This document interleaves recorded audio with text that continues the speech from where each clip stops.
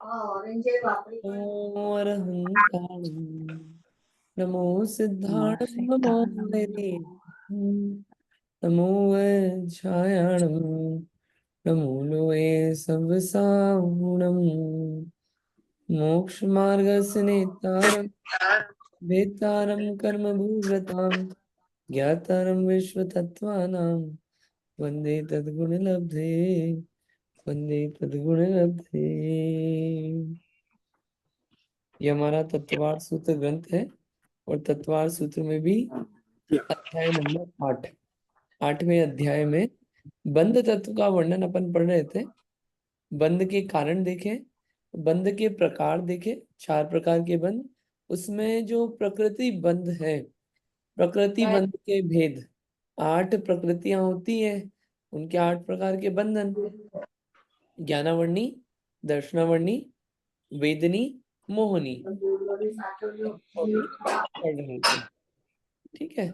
अब मोहनी कर्म में अपन ने देखे थे कि कषाय होती है, क्रोध मान माया लोभ, इसके भी 4 भेद हैं, अनंतानुबंधी और प्रत्याख्यानावरण, प्रत्याख्यानावरण और संजुलन। ये अपन ने लास्ट टाइम पढ़ा था, ये चारित्र मोहनी का भेद। अब हम देखते हैं क्या चारित्र मोहनी में अकषाय भेदनी के भेद। अपन ने वैसे पढ़ लिया था, हास्य, रति, अरति, शोक, भय, जुगुप्सा, स्त्रीवेद, पुरुष वेद, नपुंसक वेद।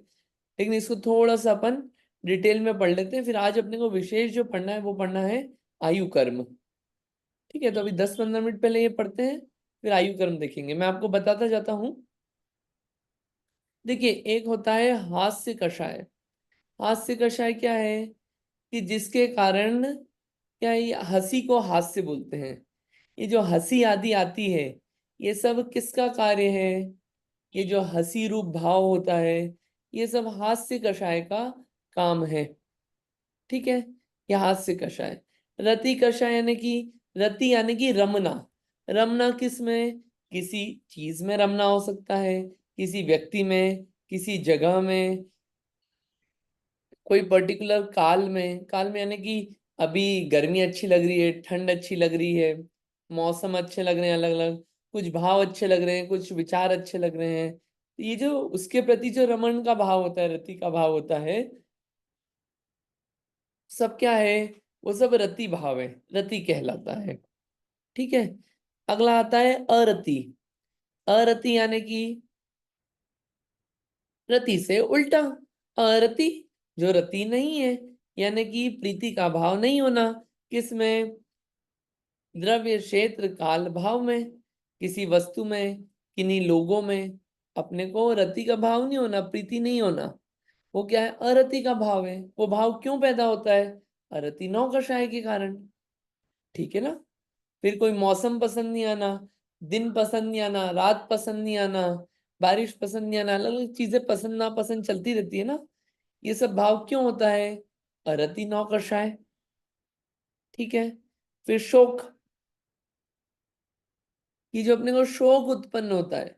शोक एक दुख का ही रूप है, जिसमें उदासी आ जाती है, किसी किसी को लंबी सांसें भी चलती है, मन कंट्रोल में नहीं रहता, इतने शोकाकुल हो जाते हैं, बिल्कुल अव्यवस्थित हो जाता है सब कुछ।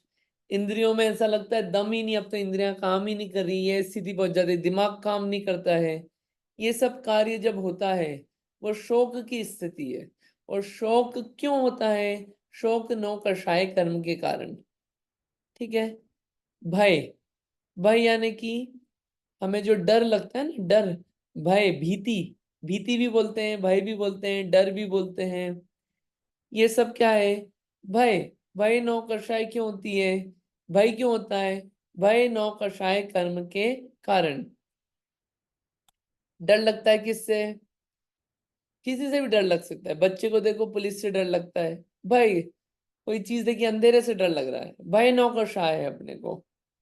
फिर शमशान से डर लगता है। 7 प्रकार के भय होते हैं। वो भय क्यों होते हैं?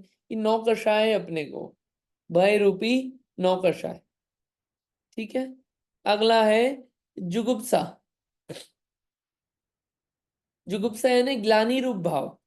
ग्लानि रूप यानी कि दूसरे के कुल को देखना, शरीर को देखना आदि, उनको देख के उससे ग्लानि करना, उनके दोष प्रकट करना, ये सब क्या है? जुगुप्सा का भाव है।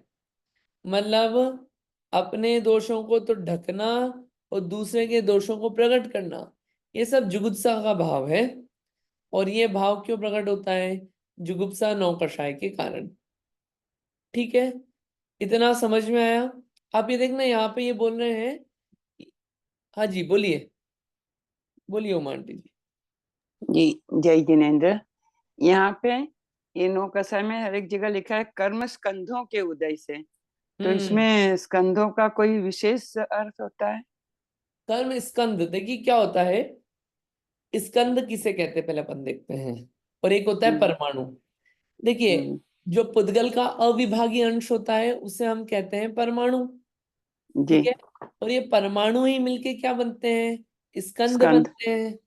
ठीक है। जी, तो एक कर्म स्कंद मतलब ये कर्म, जैसे ज्ञानावर्णी कर्म बोला, तो अलग अलग परमाणु इकट्ठे हुए। ठीक है। वो परमाणु इकट्ठे होके क्या हो गया? एक स्कंद रूप अवस्था हो गई। तो ये बोल रहे हैं जी, जिन कर्म स्कंदों के, तो वो सारे परमाणु जब एक साथ उदय में आए बहुत सारे, तो वो क्या हो गए? कर्म के स्कंद हो गए। और उसके उदय से ये भाव हुआ। तो वो यहाँ पे बात है। ठीक है। जी। Thank you.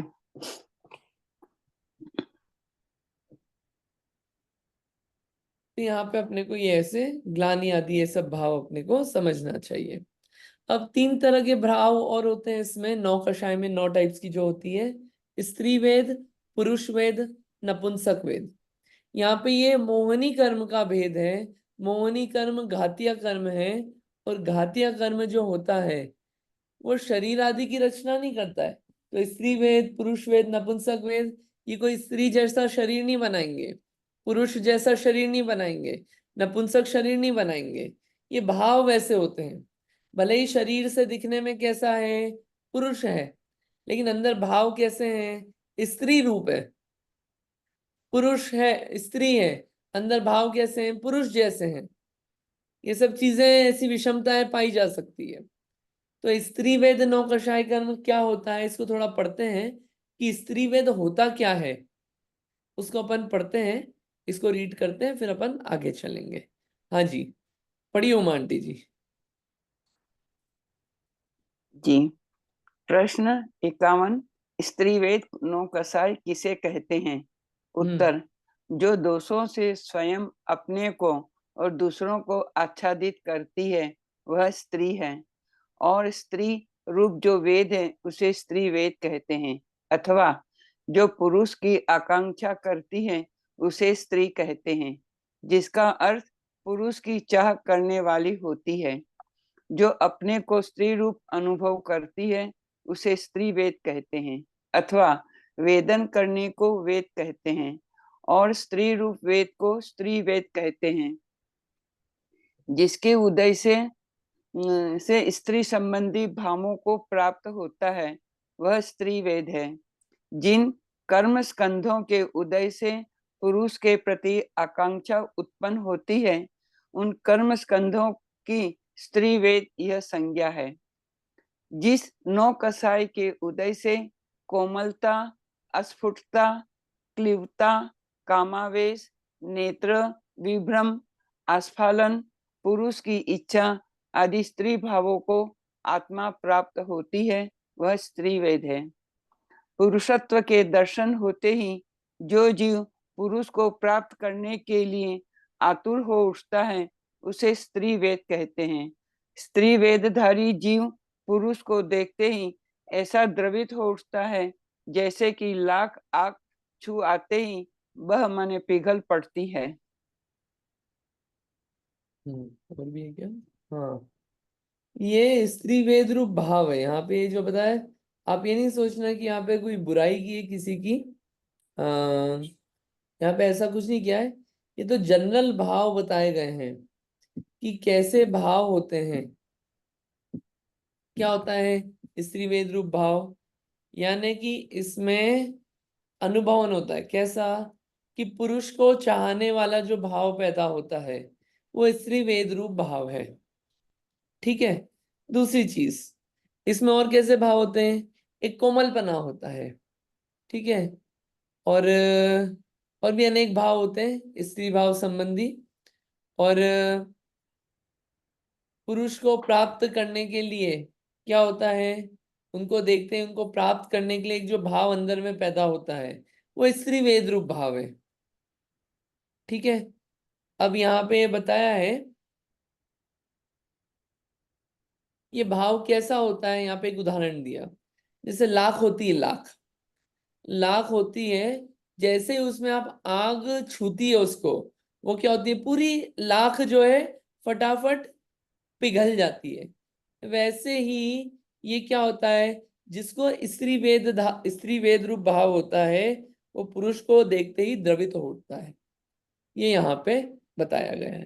ठीक है, ये अलग अलग भाव है, ये स्त्री वेद रूप भाव है। ऐसे भाव क्यों होते हैं, ये सब चीजों का क्या चल रहा है, ये सब कारण है, ये सब विचित्रताएं, अलग अलग अंतर, डिफरेंस पाए जाते हैं। हम सोचे क्यों, क्यों होता है ऐसा, तो उसके पीछे कारण बताए जा रहे हैं सब चीजों के पीछे। इनके पीछे कारण क्या है ये सब चीजें होने के, ना कोई भगवान कर रहे हैं, ना कोई किसी व्यक्ति का हाथ है। ये तो क्या है, ये कर्म की अवस्था है, कर्म के कारण हो रहा है। और कर्म के कारण तो अपन निमित्त की अपेक्षा से बोल रहे हैं। वास्तविकता में क्यों हो रहा है, क्योंकि हमने ऐसे भाव किए जिससे ऐसे कर्म बंधे, और वो कर्म के निमित्त से ऐसे उदय आ रहे हैं, उसमें जीव ऐसे कार्य कर रहा है। ठीक है, ये सब एंगल समझना, कर्म पे दोष भी नहीं देना, जीव का स्वरूप भी समझना कि जीव गड़बड़ियां करता है। कहने में यही आएगा कि स्त्रीवेद कषाय के कारण हो रहा है, लेकिन गलती किसकी, जीव की। भगवान करता धरता नहीं है, ये मान्यता डेवलप होना कि भगवान जगत का करता नहीं है, ये बहुत बड़ी उपलब्धि है। आप देखना, लोग तो भगवान के पीछे लगे रहते हैं, भगवान कर देंगे। प्रॉब्लम क्या है अगर अपन मान लें कि भगवान जगत के करता है, भगवान जगत में सब चीजें करते हैं, इसका प्रॉब्लम अगर ये मान लें तो प्रॉब्लम क्या है। देखिए, प्रॉब्लम ये होगी एक कि आप जाओगे भगवान के पास कुछ काम करवाने, इसलिए जाओगे। अब होगा क्या, आपका काम नहीं हुआ, तो आप क्या करोगे, अभी तक जो भगवान को पूजते थे, अब क्या करोगे, भगवान को देखने भी नहीं जाएंगे आप। उल्टा भगवान को हो सकता है दो चार गालियां दे दे, होता ही यही है। तो अपन और गलत काम में नहीं लग जाए, सच्चा जानेंगे, सच्चे रहेंगे। अरे पता है ये कुछ करते ही नहीं है, वो नहीं करते, इसका बहुमान आएगा अपने को। नहीं करना कुछ, सब कुछ ताकत होते हुए भी कुछ नहीं करना, सिर्फ जानते देखते रहना और आनंद में रहना, ये बड़ी चीज है, उसकी भी महिमा आती है फिर। ठीक है, चलिए अपन देखते हैं, पुरुष वेद नौ कषाय किसे कहते हैं। हाँ जी, पढ़िए, कंटिन्यू करिए। प्रश्न 53। पुंवेद नौ कसाय किसे कहते हैं? उत्तर: जिन पुद्गल स्कंधों के उदय से स्त्री के प्रति आकांक्षा उत्पन्न होती है, उनकी पुंवेद संज्ञा है। जिसके उदय से पुरुष संबंधी भावों को प्राप्त होता है, वह पुंवेद है। जिसके कारण अपने को पुरुष मानता हुआ स्त्री में रमन करने की इच्छा करता है, वह पुंवेद है। स्त्री का साक्षात्कार होते ही जो जीव स्त्री को पाने के लिए आकाश पाताल एक कर देता है, वह पुंवेद है का ही कार्य है। पुरुष वेद युक्त प्राणी स्त्री को देखते ही वैसा ही पिघल जाता है, जैसे जमे जमे घी का घड़ा अग्नि के स्पर्श होते ही क्षण भर में ही पानी पानी हो जाता है। हाँ, घी का अगर घड़ा हो, आग आप पास में रख दो, आग जरा सी छुई नहीं, और क्या होता है, पूरा घी ऐसे पानी पानी जैसा हो जाता है, बिल्कुल होता है। वैसे ही पुरुष वेद अगर है, और स्त्री को देखते ही क्या होता है, वो पिघल जाता है जी। स्त्री को प्राप्त करने की इच्छा है, और पुरुष संबंधी भाव है, उसके पुरुष जैसे भाव हैं, स्त्री को पाने की आकांक्षा है। ये मुख्य रूप से बता रहे हैं, और भी चिन्ह होते हैं। ये क्या है,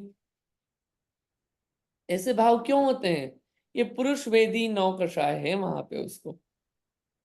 ठीक है, आगे। नपुंसक वेद नौकषाय, ये क्या होता है बताइए। प्रश्न 54। नपुंसक वेद नौ कसाय किसे कहते हैं? उत्तर, जिन पुद्गल स्कंधों के उदय से ईंट के अवे की अग्नि के सदृश दोनों माने स्त्री पुरुष में आकांक्षा उत्पन्न होती है, उनकी नपुंसक वेद संज्ञा है। जिसके उदय से नपुंसक संबंधी भावों को प्राप्त होता है, वह नपुंसक वेद है। जो भाव से न स्त्री रूप है और न पुरुष रूप है, तथा द्रव्य की अपेक्षा जो स्त्रीलिंग और पुरुष लिंग से रहित है, ईंटों को पकाने वाली अग्नि के समान वेद की प्रबल वेदना से युक्त है और सदा कलुषित चित्त है, उसे नपुंसक वेद जानना चाहिए।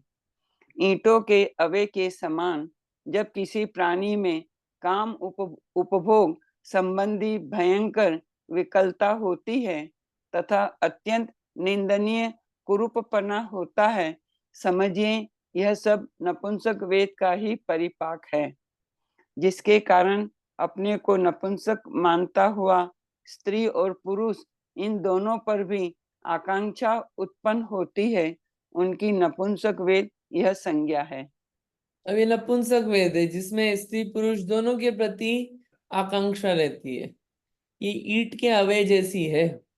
ईंट की अवय होती है ना, ईंट की भट्टी, उसको जला दो तो वो क्या होता है, वो लंबी जलती है। देखो ये 3 उदाहरण आते हैं, इसका आगे बता देंगे अभी उदाहरण।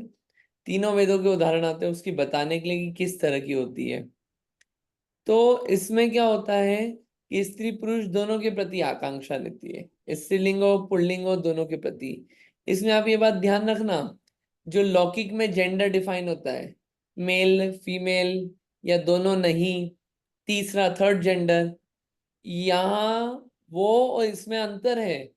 वो वहां पे जो मेल फीमेल और वो जो जेंडर डिफाइंड है, वो डिफाइंड है उसकी शरीर की आकृति कैसी है उस पर डिफाइंड है वो, ठीक है ना।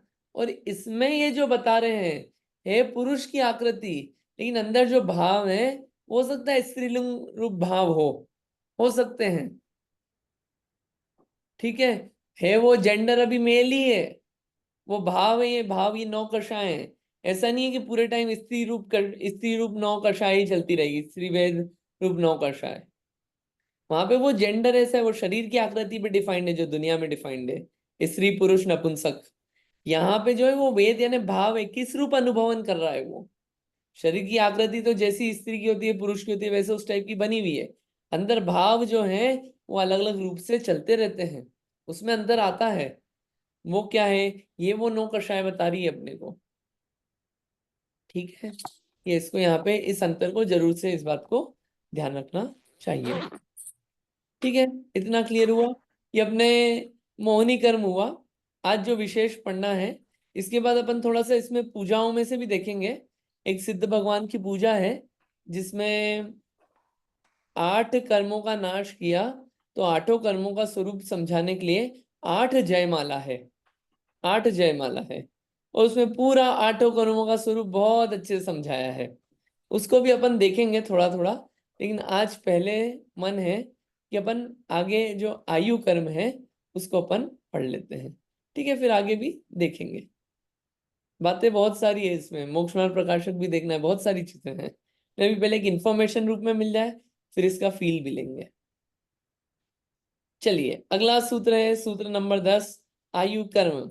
हमारा सवाल है कि आप संसार में हैं तो संसार में मनुष्य रहेंगे बन के, कि देव रहेंगे, कि नारकी रहेंगे, कि त्रियंच रहेंगे, ये कैसे डिसाइड होगा, कौन डिसाइड करेगा, किसके हाथ में इतनी ताकत है।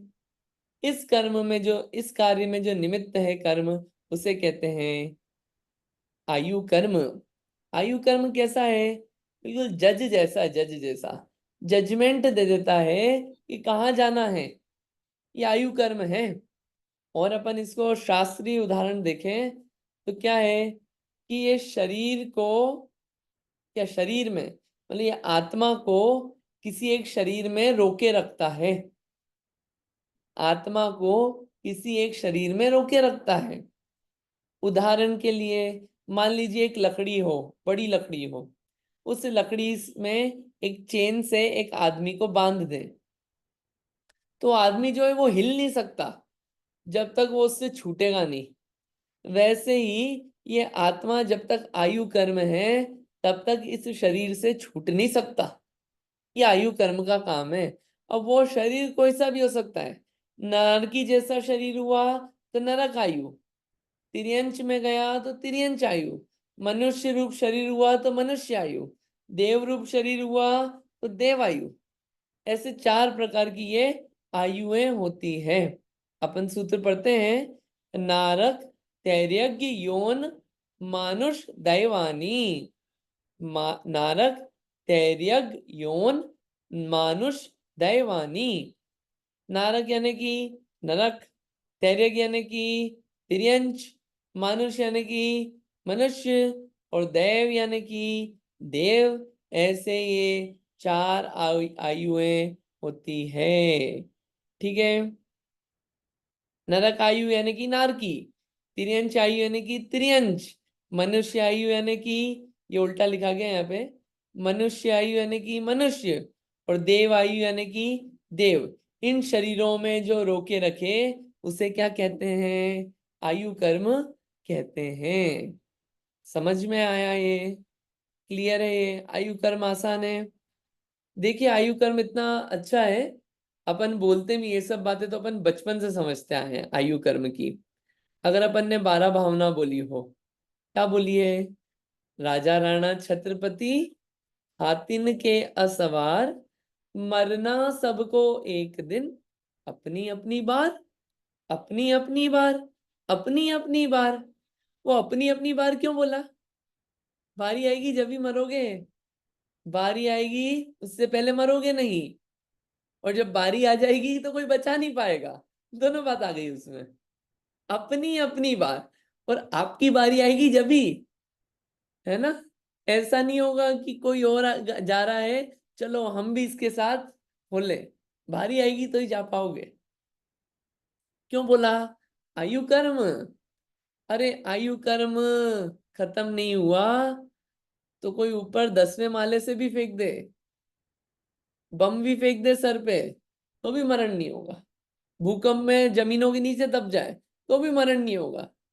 1 1 महीने तक समुद्र में तैरता रहे और अंदर डूबता रहे तो भी बच जाए, और आयु कर्म चले जाए तो हो सकता है कि 10 10 डॉक्टर बैठे हों, अच्छी हालत हो अपनी बिल्कुल, और कुछ नहीं, घर पे बैठे बैठे ही बस निपट गए, जल्दी है, वक्त हो गया, आयु कर्म हो गई पूरी। ये आयु कर्म का कार्य है। आयु कर्म बड़ा विचित्र है। इस आयु कर्म का स्वरूप अपने को जानना चाहिए। समझ में आया ना आयु कर्म? तो ये समझ में आया कि नरक में जाना है तो नरक आयु बांधो, तिर्यंच में जाना है तो तिर्यंच आयु बांधो, मनुष्य आयु में जाना है, मनुष्य बनना है तो मनुष्य आयु बांधो, और देव में जाना है तो देव आयु बांधो। मतलब जहां जाना है वैसी आयु बांध लो, उस शरीर में आपको जगह मिल जाएगी। ठीक है। अगर मैं आपसे पूछूं कि निगोदिया जीव जो हैं वो कौन सी आयु भोग रहे हैं अभियाल, निगोदिया जीव, तो आपका क्या जवाब होगा? हाथ खड़ा करके बताइएगा। बताइए उमा आंटी जी। तिर्यंच आयु। पक्का? हाँ। अच्छा। हाँ। ठीक है। ठीक है। हाँ अर्चना जी बताइए, सही है क्या ये?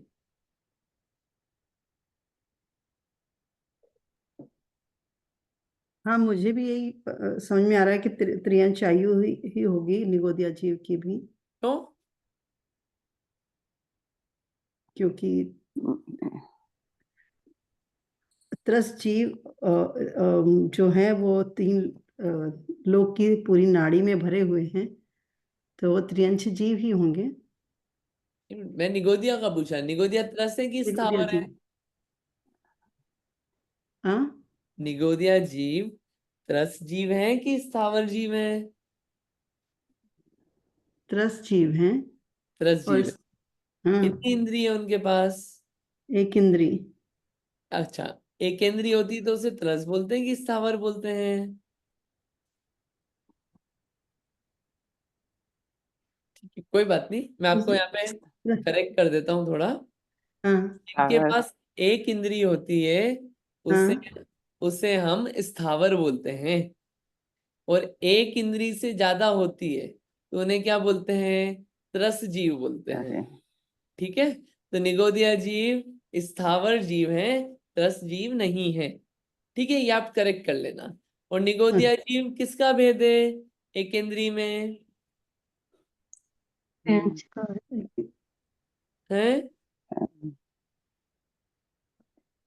एक इंद्री में। एक इंद्रिय तो मैंने बोले वनस्पति का एक, हाँ, वनस्पति का। यस। वनस्पति का एक का भेद है ना। यस। हाँ, ये थोड़ा सा पीछे का रिवाइज हो जाए इसलिए मैं बीच बीच में पूछ लेता हूँ। अध्याय 2, ये अध्याय 2 की बातें चल रही है, अपन अध्याय 8 पे हैं। बट ठीक है, अच्छा है, अपन सीखते रहे, भूल भी जाए तो रिवाइज हो जाए, इसलिए पूछ लेते हैं ये सब बातें। ठीक है, निगोदिया, थैंक बढ़िया। चलिए, तो निगोदिया जीव तिर्यंचायु। ठीक है, नरक गति में जो आपने सुना होगा कौन जाते हैं? अम्बरीश जाति के असुर कुमार देव जाते हैं, अम्बरीश जाति के। ठीक है, तो नरक गति में, नरक में जा रहे हैं वो लड़ाने भिड़ाने। तो बताइए, उनको देव आयु है कि नरक आयु है? देव आयु है कि नरक आयु है? बताइए उमा आंटी जी। देवायु। देव आयु है तो नरक में। हाँ हाँ, है नरक तो में जाते हैं, लेकिन वो असुर कुमार जैसे भवनवासी देव है ना। देव है वो, देव है हाँ और देव आयु का भोग कर रहे हैं। ठीक है, हाँ। बढ़िया। ठीक है, ये सब आपको पता है, लेकिन फिर भी जस्ट मैं डबल चेक कर रहा था कि ये सब क्लियर है कि नहीं। ठीक है, तो आयु कर्म अपने को समझ में आया। अब देखिए, आप आयु कर्म का नरक में भी लगाइए। नरक में आयु जो बांधी, आयु जितनी बांधी है उसमें कितनी बार मार काट हो जाती है? नहीं, निकल नहीं सकता वो जीव, आत्महत्या नहीं कर सकता। क्यों? आयु पूरी नहीं हुई है, भोगनी पड़ेगी पूरी, टिकना है वहां पे इतने टाइम। 10,000 बांधी तो 10,000, एक सागर बांधी तो एक सागर, भाग नहीं सकते आप वहां से। आयु है आपकी इतनी। मनुष्य में भी दुखी हो, त्रस्त हो, डिप्रेस्ड हो तो क्या करते हैं लोग? फांसी लगा लेते हैं। अब बताओ, बेचारे फांसी लगाते हैं और क्या होता है? मर ही नहीं पाते। बहुत सारे होते हैं मरते ही नहीं है, कितनी गोलियां खाए जाते हैं, मर ही नहीं पाते। क्यों? आयु कर्म बचा हुआ था। और कोई बेचारा होता है, खाया ना पिया कुछ भी, बस कुछ नहीं, अंदर घुसा, झटका लगा और गया, निपट गए। आयु कर्म बहुत सारे पेपर में आता है। एक व्यक्ति था, हाईवे पे जा रहा था, रात का समय हो गया था, कार में था।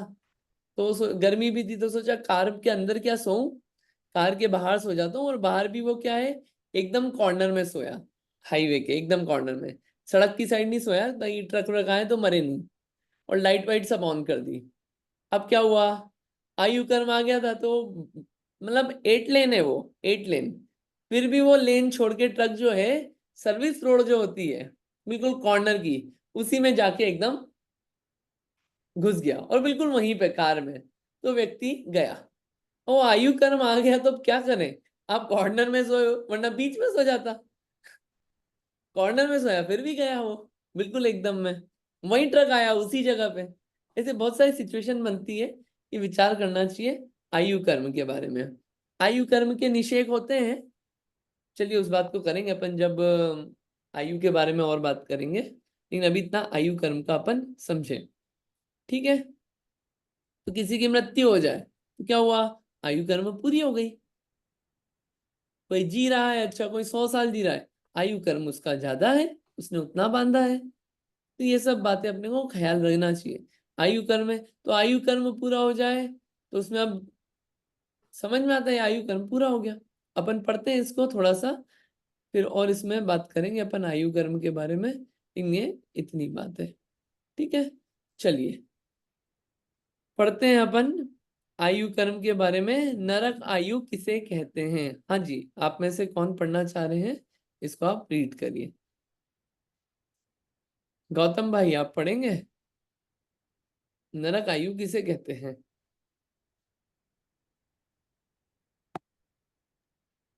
नरक आयु किसे कहते हैं?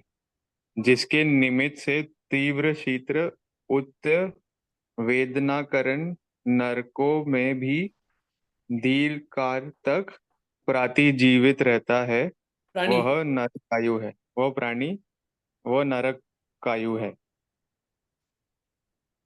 जिन कर्म स्कंदों के उदय से स्कंदों तीव्र स्कंदों शीत्र स्कंदों स्कंदों स्कंदों के उदय से तीव्र शीत्र उच्च वेदना से युक्त अधोगति स्वभाव वाले नरकों में दीर्घ काल तक जीते हुए जीवों को जो अस्थान होता है, उन्हीं नारकायु संज्ञा है। उनकी नारकायु संज्ञा है। हम्म। जो कर्म नरक भाव से धारण कराता है, वह नरकायु कर्म है। जो आत्मा को नारक शरीर में धारण कराता है, वह नारक युक्त है। नारकायु कर्म के उदय से प्राणी अचिंत वेदना वाले नारकों के बिलों में, जिसके सुनने से करुणा होवे आवे, ऐसे शब्द करते हुए उत्पन्न होते हैं और 5 प्रकार के दुख भोगते हैं। ये क्या है? ये बताएं आप, ये समझ में आया होगा सब। जिसके निमित्त से क्या है? तीव्र उष्ण वेदना वाले जगह पे उत्पन्न होते हैं, जीव दुख पाता है, वो नरक आयु है। ठीक है। नरकों में दीर्घ काल तक जो रहता है, वो नरक आयु कहते हैं उसे। अलग अलग ऐसे परिभाषा है, बात एक ही कह रहे हैं। ठीक है। दूसरी है तिर्यंच आयु। तिर्यंच आयु में क्या है कि तिर्यंच आयु में जीव जो है तिर्यंच रूप शरीर में आत्मा जाता है। ठीक है। इसमें क्या है, इसको और अलग तरीके से बताते हैं कि तिर्यंच आयु की हालत कैसी होती है। कि जिसके कारण जीव क्षुधा, पिपासा, ठंड, गर्मी, मच्छर आदि दुखों को सहता है तिर्यंच रूप बन के, और जीवित रहता है दुखों को सह के, उसे क्या कहते हैं? तिर्यंच आयु। ये भूख सहना, भूखा रहना, प्यासा रहना, ठंड गर्मी सहना, मच्छर काटना, इससे जो दुख हो रहा है, ये काम किसका है? वेदनीय कर्म का काम है। ये तो बताया है कि तिर्यंच बने हो, तो तिर्यंच के साथ क्या है, ये सब प्रॉब्लम्स आती है। तिर्यंच को भूख लगती है तो कोई खाना खिलाने नहीं जाते लोग। अरे कुछ 2-4 गायों को खिला देते अपन घर के बाहर, वो भी स्मार्ट सिटी के नाम पे बंद हो जाता है। गायों को कहीं दूर भेज देता है। गायों को गर्मी में प्यास लगती है तो कोई पानी का ग्लास लेके नहीं जाता है, चलो पानी पी लो गाय, कोई नहीं लेके जाता। क्या? ठंड लग रही है, चलो कंबल उड़ा दें, नहीं। वो भरी ठंड में बारिश हो रही है, तो भरी बारिश में तो लोग और अपने घर के बाहर से भगा देते, क्यों? क्योंकि अभी गंदा करेगी घर के बाहर। ये तिर्यंचों की हालत है, ऐसी तिर्यंच रूप पर्याय मिलती है। मच्छर काट रहे हैं, तिर्यंचों के शरीर पे देखना, कभी घाव हो जाए, कोई लगाने जाता है दवाई, चलो बोरोलिन लगा दे, कोई नहीं लगाने जा रहा है। कोई पट्टी करने कोई नहीं जा रहा है। पाँव में लग गई, गाड़ी निकल रही थी, गाड़ी को जगह नहीं मिली, ठोक के चली गई, बताओ कार। हाईवे पे देखना आप, इतने सारे कुत्ते गाय वगैरह होते हैं, ठोक के चले जाते हैं ट्रक्स। कौन आ रहा है उनको बचाने? पूरा ऐसा खत्म हो जाते हैं वो लोग। ये तिर्यंच आयु की हालत है। पाँव में फ्रैक्चर हो गया, लग गई, कौन ठीक करने जा रहा है? मच्छर उस पर भिन भिन आ रहे हैं, काट रहे हैं मच्छर। अरे कान पे ही मच्छर काट रहे हैं, उसको नहीं ठीक कर सकते, कहाँ से करें ठीक? कौन खुजालने आएगा? ऐसे अनेकों दुख हैं तिर्यंच में। ऐसी दुख रूप पर्याय, तिर्यंच रूप पर्याय किस कारण से धारण होती है? तिर्यंच आयु नाम कर्म के उदय से। और भी अनेकों दुख हैं। आप छड़ाला की पहली ढाल पढ़ लेना, तिर्यंच आयु। छड़ाला अगर आपने नहीं पढ़ी हो, पढ़ना चाहिए सबको। छड़ाला बहुत अच्छी है, पढ़ने लायक है। मुझे मुझे याद है पहली ढाल। याद है? बढ़िया, बहुत अच्छा। बाकी जिन लोगों ने नहीं पढ़ी हो उसका पाठ करना चाहिए 6 डाला का। 6 डाल आसान है, ज्यादा टाइम नहीं लगता है, एक एक शब्द बिल्कुल छूने वाला है। 6 डाल बहुत अच्छी है, गाने लायक है, विचारने लायक है। उसमें आया है दुख क्या है, दुख है, दुख का कारण क्या है, और दुखों से छूटे कैसे। ये 3 प्रश्न हैं, 3 प्रश्नों का जवाब देने के लिए 6 डाला लिखी है। दुख है, क्या दुख है, दुख का कारण क्या है, और दुखों से अब छूटे कैसे। ऐसे ये 3 क्वेश्चन के जवाब देने के लिए 6 चैप्टर्स लिखे गए, 6 ढाला लिखी गई है, पढ़ने लायक है। ठीक है, चलिए ये अपन ने तिर्यंच का अपन ने ये सब स्वरूप समझा। ठीक है, चलिए आप और तिर्यंचों की हालत देखना क्या है, मैं क्या बताऊं। कसाई खाने और भी अलग अलग चीजें होती है, तिर्यंच को तो जीव तिर्यंच समझते ही नहीं है। बढ़िया, किसी किसी अच्छा है, आपने पहली डाल याद कर ली, बहुत अच्छा किया है। 6 याद कर लीजिए टारगेट बना के। 6 महीने बचे हैं इस साल में, 6 महीने में 6 डाल कंप्लीट कर लीजिए, आपको बहुत मजा आएगा। 6 महीने की 6 डाल याद कर लीजिए, मजा आएगा। ठीक है, नेक्स्ट मनुष्य कोशिश तो करती हूँ, हाँ कोशिश तो करती हूँ। हाँ, नहीं अच्छा है, बढ़िया ट्राई कर रहे हैं, अच्छी बात है, करना चाहिए, बढ़िया। हाँ, मनुष्य आयु किसे कहते हैं। हाँ जी, मनुष्य आयु किसे कहते हैं, इसको भी अपन थोड़ा सा पढ़ लेते हैं। हाँ, आप पढ़ेंगे अर्चना जी, मनुष्य आयु किसे कहते हैं। जी जय जिनेन्द्र। तो मनुष्य आयु जिसके उदय से शारीरिक, मानसिक और अत्यधिक सुख दुख से भरे हुए मनुष्य पर्याय में जन्म होता है, व जिसके उदय से प्राणी मनुष्य भाव धारण करता है, वह मनुष्य आयु कहलाती है। जो कर्म मनुष्य भाव को धारण कराता है वह मनुष्य आयु कर्म है। जिस कर्म स्कंधों के उदय से मनुष्य भव में अवस्थान होता है वह मनुष्य आयु है।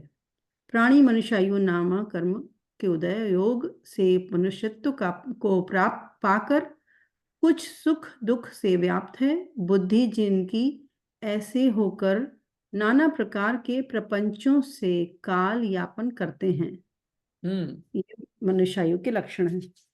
ये मनुष्य आयु की में जैसा होता है कि मनुष्य रूप शरीर धारण किया, उसमें जो आत्मा आई वो किस कारण से आई, मनुष्य आयु। तो अपने को इससे ये सब पढ़ के क्या पता चलता है कि ऐसा नहीं है कि मनुष्य आयु है अभी तो हमेशा मनुष्य आयु रहेगी। ऑप्शन 4 है ABCD, चारों ऑप्शन में जब जो क्लिक हो जाएगा वो बनना पड़ेगा, वहां फिर कोई रोक नहीं सकता। इस मनुष्य आयु में आ गए हैं तो यहाँ पे कोई रोकेगा नहीं। जब तक ये मनुष्य आयु नाम कर्म, मनुष्य आयु कर्म है, तब तक ये मनुष्य बने हुए हैं अपन। जिस दिन यहाँ का टिकट कट गया उस दिन क्या है, फिर ऑप्शंस दूसरे हैं, दूसरे ऑप्शंस भी खुले हैं, उन ऑप्शंस में जाना पड़ेगा। तो ये अपने को समझ में आता है कि वास्तविकता क्या चल रही है, कहाँ जाना है अपने को, ये भी विचार आता रहे कि अपने को जाना कहाँ है। अभी तो बढ़िया बढ़िया अपन क्या है, अच्छे अच्छे शहरों में है, बढ़िया US में है, बढ़िया बे एरिया में है, बढ़िया कंफर्ट वाला जीवन है, मनुष्य आयु में भी उत्तम भोग भोगने वाला जीवन है। लेकिन आगे कहाँ जाना है अपने को, भारत में भी है तो बढ़िया भोग भोग रहे हैं, बढ़िया सुकून है, जो भी है सब चल रहा है, जो भी ऐसा लगता है अपने को। लेकिन आगे कहाँ जाना है, क्योंकि ये तो क्या है 70 80 90 100 साल। लेकिन जब तक संसार है, संसार में है, तो संसार में तो अनंत भाव चलने ना। अगर संसार में भी रहना है तो मान लीजिए मोक्ष नहीं जाना है, संसार में ही रहना है, तो संसार में भी कहाँ रहना है ये तो डिसाइड हो अपना, जाना कहाँ है।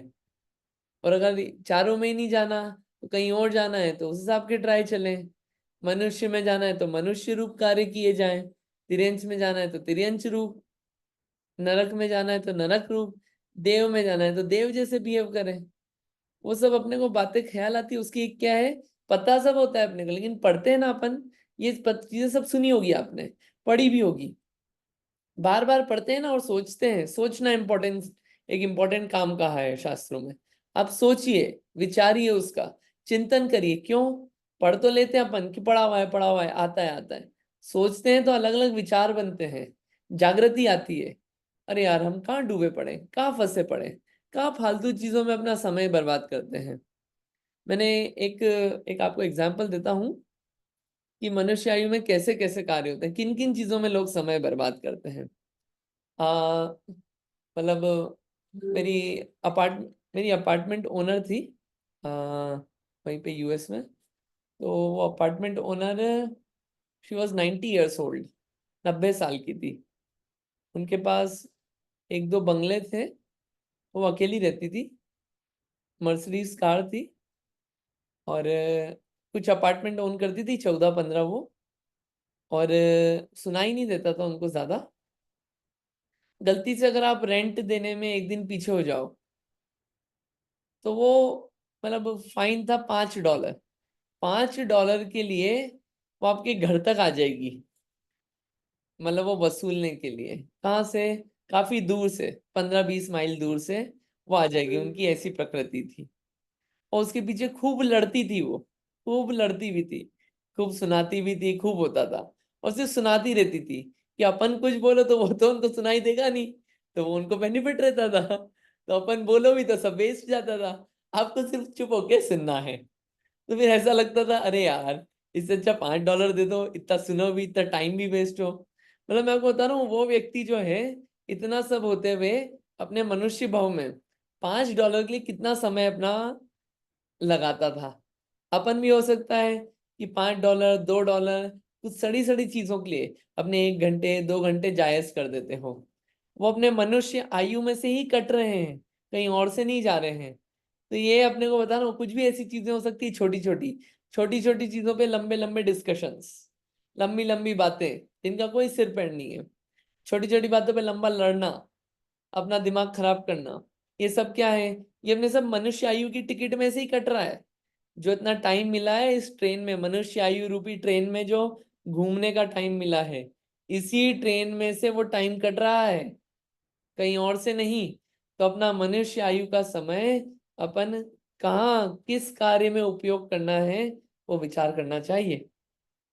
इसलिए कहा कि आप जिनवाणी पढ़ते रहो, जिनवाणी को जिनवाणी समझ के पढ़ते रहो। दिन में, सुबह, रात में अपने आप को जगाते रहो, जिनवाणी पढ़ पढ़ के, थोड़ा थोड़ा पढ़ते रहो उसको। जितना समय निकालो उतना अच्छा है। पढ़ते रहिए आप उसको, अलग अलग ग्रंथ पढ़िए, मूल ग्रंथ उसको देखिए, गाथाओं को देखिए, उसको विचार कीजिए, क्योंकि ज्ञान तो है ना अपने अंदर। ज्ञानावणी ने ज्ञान का पूरा नाश नहीं किया है, ज्ञान है अपने पास, मनुष्य बन के भी जानते भी अपन, समझ में आता है, तो उसका चिंतन भी कर सकते हैं, सोच भी सकते हैं। सोचेंगे, विचार निकलेंगे, तो उससे क्या है, अपने आप चीजों में फर्क पड़ता है। ये अपने को विचार करना चाहिए। ठीक है, अगला है देव आयु। देव आयु क्या है, इसको भी अपन पढ़ लेते हैं। पढ़िए, देव आयु पढ़िए, इसमें और भी अच्छी बात आने वाली है। कौन पढ़ रहा है? हाँ जी, इंदिरा जी आप पढ़ रहे हैं देव आयु, पढ़िए। जय जिनेन्द्र। 5 प्रश्न। देवायु किसे कहते हैं? उत्तर, जिसके उदय से शारीरिक मानसिक सुख स्वरूप देव पर्याय में जन्म होता है वह देवायु है।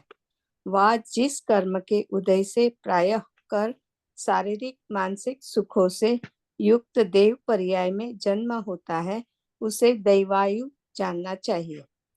जिन कर्म स्कंदों के उदय से देव भव में अवस्थान होता है वह दैवायु है। दैवायु उत्पन्न करने वाले कर्म के उदय से प्राणी स्वर्ग में उत्पन्न होकर विख्यात है। प्रभाव जिसका और सुखामृत आस्वादन में आसक्त है, चित उस जिसका ऐसा देव होकर स्वर्ग में सुख भोगता है। बढ़िया। शारीरिक मानसिक सुख देव पर्याय में होता है ना। शारीरिक सुख, शरीर बहुत अच्छा सुंदर रहता है, उसमें कोई बीमारी नहीं होती है। मानसिक सुख, मानसिक सुख देने के लिए माहौल भी वैसा रहता है, हमेशा सुंदर दिखते हैं, हमेशा बिल्कुल 16 साल के बिल्कुल युवक जैसे दिखते हैं, बिल्कुल सुंदर एकदम। तो वहां पे शारीरिक मानसिक सुख जो है वो वैसा प्रायः करके देवों को पाया जाता है, ऐसी देवायु होती है। ठीक है, देवायु जरूरी नहीं कि ऊपर वाले स्वर्ग वाले देव ही देवायु हैं, नीचे वाले भवनवासी व्यंतर ज्योतिषी ये सब भी क्या है, देव आयु में ही आता है। ठीक है, चलिए अब ये सवाल आता है, हमें अब ये चारों पढ़ के क्या लगता है? देखो नरक में तो नहीं जाना, ठीक है, अपन ने नरक गति के बारे में खूब पढ़ा है, तीसरे चौथे अध्याय में, तीसरे अध्याय में। तिर्यंश में नहीं जाना, ठीक है। अब बचा मनुष्य और देव, इसके बारे में डिबेट होती है, मनुष्य बनना कि देवायु में जाना। लगता ऐसा है कि देवों में सुख ही सुख है। क्यों? खाना बनाना नहीं है, बराबर, कपड़े धोना नहीं है, ठीक है, बच्चों का पालन पोषण करना नहीं है, रोज रोज जॉब पे जाना नहीं है, बस क्या है, मजे ही मजे करो, घूमो फिरो ऐश करो, ऐसा लगता है, ज्यादा टेंशन नहीं।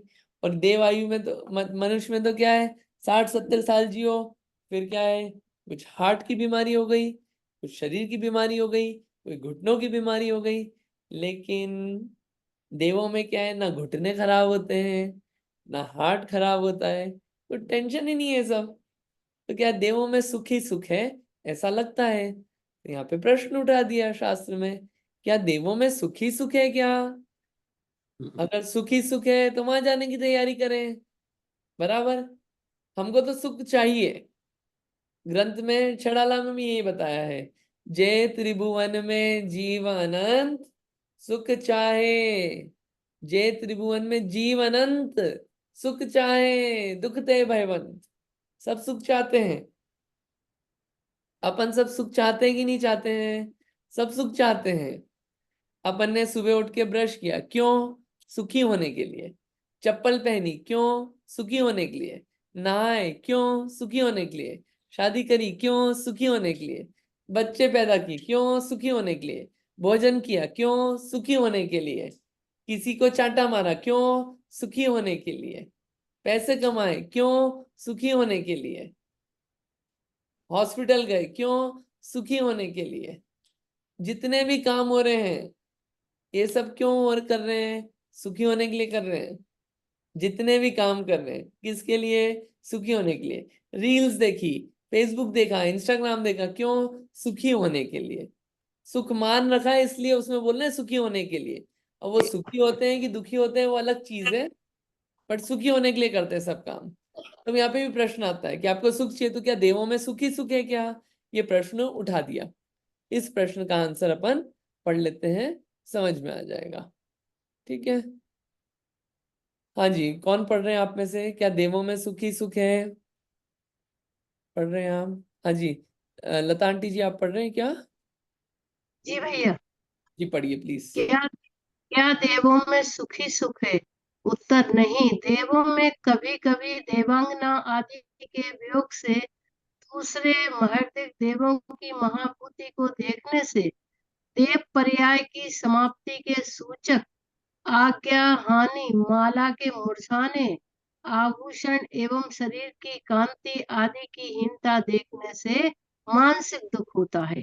राजवार्तिक 8वां सर्ग।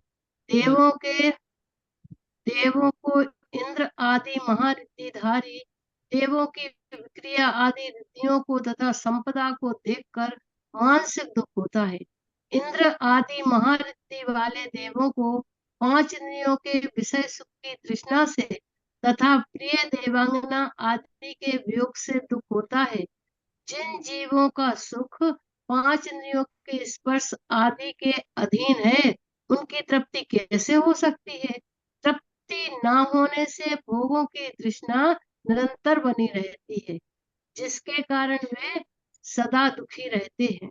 यद्यपि देवों को शारीरिक दुख प्राय नहीं होते हैं, क्योंकि उनके सुव्यतिरेक शरीर है, किंतु मानसिक दुख होता है तथा शारीरिक दुख से मानसिक दुख प्रचुर होता है। जिसको मानसिक दुख या चिंता होती है उसको विषय भोग की सुखदायक सामग्री भी दुखदायक लगती है। भैया ये कौन सा ग्रंथ है? कार्तिक अनुप्रेक्षा है का? कार्तिक कार्तिकीय अनुप्रेक्षा का? अनुप्रेक्षा, कार्तिकीय अनुप्रेक्षा, बराबर। कार्तिक अनुप्रेक्षा जी। देवों का सुख उनकी नवशरीर विक्रिया आदि मनोहर विषयों के अधीन है। वह विषय सुख भी कालांतर में द्रव्यांतर के संबंध से दुख का कारण बन जाता है, क्योंकि देवों की लेस्या आयु व बल देवों से भिन्न प्रकार के होते हैं, इसलिए वे देवांगनाएं कालांतर में दुखदायक बन जाती हैं। अन्य सुखदायक इष्ट सामग्री का परिणमन भी इच्छानुसार नहीं होने से वह इष्ट सामग्री भी दुख का कारण हो जाती है। प्रश्न 7। एक इन आयु हाँ, एक सेकंड रुक जाते हैं, एक सेकंड रुक जाते हैं। इसमें बहुत सारी बातें आई। ऐसा लगता है हाँ, देवगति में सुख ही सुख है, तो इसमें कहा देखो भैया, अभी आपको सच्चाई दिखाते हैं। सच्चाई क्या है? सबसे पहली बात बोली कि आपको लग रहा है सुख ही सुख है। अरे बहुत सारी देवांगना होती है, और देवांगना होती है साथ के साथ क्या है, वो देवांगनाएं कैसी होती है? सब आज्ञा में चलती है अपने देवों के, देवों को दुखी नहीं करती कभी भी। ठीक है, ऐसी देवांगनाएं होती है। बताओ, ऐसी देवांगनाएं सुखी सुख है कि नहीं है? मनुष्य गति में तो ऐसा नहीं मिलता है। आज्ञा में रहती है, बढ़िया बात मानती है, सब एक से एक सुंदर, तो सुख होता होगा ना। तो उसने कहा कि ऐसी देवांगनाएं मिली जिनसे आपको राग भी ज्यादा रहेगा। ठीक है, अब बताओ, राग ज्यादा है ऐसी देवांगनाओं से, तो ये देवांगनाएं जो हैं, इनकी मृत्यु होगी कि नहीं होगी? होगी। होगी कि नहीं होगी? होगी, बिल्कुल होगी। तो उनकी मृत्यु होने पर देवों को बहुत दुख होता है दुख। और ऐसा नहीं है, एक देव के काल में बहुत सारी देवांगनाओं की मृत्यु हो जाती है उसके सामने के सामने, उसकी प्रिय देवांगनाओं की, बहुत सारी। तो बताओ, कितने दुख के क्षण आते हैं उसके जीवन में, कितने दुख के क्षण रहते हैं। कहाँ सुख है? वो जो वियोग का दुख रहता है, वो व्यक्ति स्वयं जानता है। भले ही रिप्लेसमेंट आ जाए और देवी आ जाए, लेकिन जो राग भाव अटैच्ड है उससे, वो राग भाव तो अपना काम करता है ना। राग भाव की पूर्ति नहीं होती है, वो उस समय जो दुख होता है, वो तो होता ही है ना दुख, वियोग का है दुख वो। दूसरा क्या है कि कोई ज्यादा रिद्धि वाले देव देखे, तो उनकी विभूति देखने से दुख होता है। अरे यार, इसके पास ज्यादा है, मेरे पास क्यों नहीं है? काश हमारे पास भी ऐसी होती। ऐसी ईर्ष्या भाव होता है अंदर, जो ईर्ष्या भाव, हीन भाव जो पैदा होता है। अरे यार, हम तो नीचे जाति के हैं। आप अपने लौकिक में भी देखना, अरे यार हम तो छोटे लोग हैं। क्यों? क्योंकि हम तो एक सड़े से मोहल्ले में रहते हैं। वो देखो, वो तो अच्छी काउंटी में रहते हैं, बिल्कुल पॉश एरिया में रहते हैं, तो वो भाव अलग रहता है। अरे, इनके पास तो लैम्बोर्गिनी है, और हमारे पास तो वही निसान की गाड़ी है, वो छोटी सी। अरे, हीन भाव पैदा हो जाए, कंपैरिजन वाला, वहां पे ये भाव बहुत पाया जाता है। अरे, वो तो दिखने में और सुंदर है, हम तो कम सुंदर दिखते हैं। ये सब चीजों में अंतर आता है। शरीर, द्युति, लेश्या, आयु, सब चीजों में अंतर आता है। देवों में, ऊपर के देवों में और नीचे के देवों में। और देव पर्याय की समाप्ति की सूचक, अगर आप देखिए, वहां पे अगर अपने को मान लीजिए, यहाँ पे कोई बोले कि भैया देखो, आज 18 जून है और 9:57 हो रही है आज अभी इंडिया के अनुसार, और 19 जून 9 बजे सुबह आपकी मृत्यु हो जाएगी। तो ये बताइए, जो 23 घंटे हैं, वो 23 घंटे कैसे निकलेंगे? मजे में निकलेंगे क्या? मजे में निकलेंगे नहीं। अरे मजे, मजे का म भी नहीं आएगा उसमें। उस यही बिल्कुल आदमी ऐसा बिल्कुल सन्न हो जाएगा कि मैं जाने वाला हूँ 23 घंटे में। कितना दुख रहेगा। 23 घंटा भी जीते जीते भी मरते के हिसाब से जिएगा वो, मरे हुए के हिसाब से। देव पर्याय में 6 महीने पहले उनको पता चल जाता है कि उनकी मृत्यु होने वाली है, और अवधि ज्ञान भी है। मर के हम कहाँ पैदा होंगे? ये देव आयु छूट जाएगी, देव पैदा नहीं होंगे वापस। कोई देव मर के देव पैदा नहीं होता है वापस। जाना कहाँ पड़ेगा? या तो तिर्यंच या मनुष्य। और वहां की हालत देखते हैं कैसी हालतों में पैदा होंगे। तो बताओ, वो देव सुखी रहेगा कि दुखी 6 महीने तक, कि मैं मरने वाला हूं? मरना किसको पसंद आता है? किसी को पसंद नहीं आता मरना। वो 6 महीने कैसे निकलेंगे उसके संकट में, दुख में, इतना दुख वाला माहौल रहेगा उसका। ऐसे और भी बहुत सारे कार्य होते हैं देवगति में। और उसके आगे क्या है कि निरंतर तृष्णा बनी रहती है चीजों की प्राप्ति की, और इच्छा ये हमेशा बनी रहती है, हमेशा।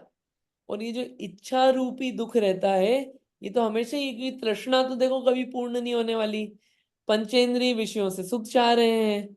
अब बताओ, मिट्टी से, बालू रेती से सुख चाह रहे हैं, बालू रेती क्या, बालू रेती से तेल निकालना चाह रहे हैं, कभी निकलेगा? नहीं निकलेगा। वैसे ही पंचेंद्रिय के विषयों से कभी सुख है ही नहीं उसमें, निकलेगा कैसे? तृष्णा और बढ़ती जाती है, तृष्णा तो बढ़ती रहती है, और ये तृष्णा बढ़ती रहती है, और क्या लगता है कि सुख मिलेगा मिलेगा, तृप्ति होती नहीं है। और जो अतृप्त पने रूप भाव रहता है इच्छा का, वो क्या होता है? वो दुख देता रहता है कंटिन्यूअसली। वो बोल के समझ में नहीं आता, वो जो फील करता है व्यक्ति वही फील कर पाता है, उसको तृप्ति नहीं होती, और दुख बना रहता है इच्छा इच्छा इच्छा का, और इच्छा पूर्ति का। अब पढ़ना है इच्छा से दुख, मोक्ष मार्ग प्रकाशक में देखेंगे उन सब विषयों को अपन वक्त आने पे, लेकिन आप पढ़ना उसमें, ठीक है? वहां पे शारीरिक दुख भले ही नहीं है, लेकिन क्या है, मानसिक दुख बहुत है। मन रूपी दुख और मानसिक दुख होना, यानी कि अरे, आप घर में देखना, घर में आपको सब बिल्कुल शानदार महल हो, महल में सब घर के लोग भी रहते हो, सब गाड़ी हो, नौकर हो, चाकर हो, खाने का मिलता हो, लेकिन मान लीजिए आपको थोड़ा सा दिमाग में कुछ बुरा लग गया, बताओ मजा आता है रहने में? मान लो लोग लड़ते रहते हैं आपस में एक दूसरे को बोल के कुछ ना कुछ, तो मानसिक दुख होता है कि नहीं होता है? चिंता कुछ हो जाए जरा सी, तो अच्छा लगता है कि बुरा लगता है? अरे विषय भोग सुख नहीं देख पाते, क्यों? जब मानसिक दुख रहता है तो वहां पे भी मानसिक दुख बना ही रहता है। इस प्रकार से देव आयु का स्वरूप समझना, चारों आयु की सच्चाई अपने को पता चल गई।